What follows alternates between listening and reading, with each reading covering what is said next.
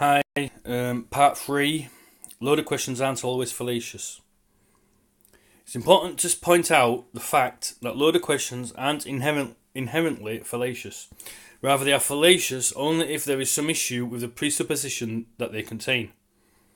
This is because if the presupposition that a question contains is valid, meaning that all the individuals involved in the discussion agree with it, then the question is generally not considered fallacious.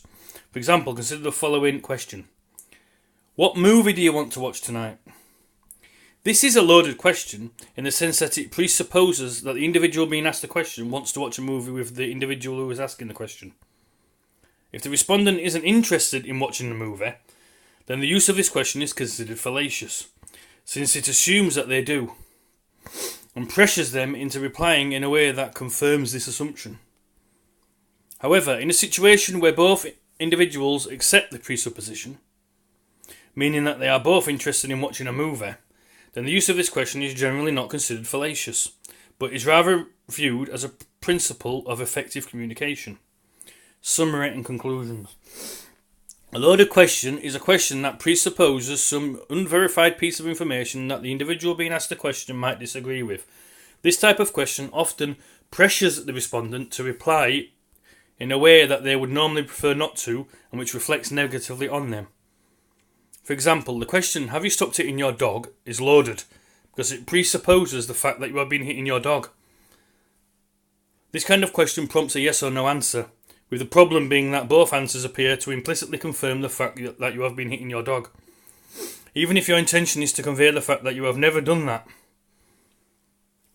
When it becomes to countering a loaded question, you should respond in a way which explicitly rejects the implicit presupposition that you disagree with. You can also point out the fallacious reasoning in order to highlight the issue with the question being asked. You can choose to refuse to answer the loaded question or to ignore it entirely, which might be the preferable option in some cases. However, if you do this, it is generally preferable to point out the issue with the question first in order to avoid looking like you are dodging the question for some other reason.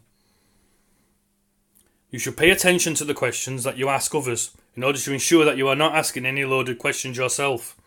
If you are about to ask a loaded question, you should instead deconstruct it into a series of questions so that you can first confirm any presuppositions that you might have before moving on to ask the main question that you are interested in. That's it. Other things you might find interesting. I don't know if you're gonna. I'll leave a link to this page anyway in the description of the free videos.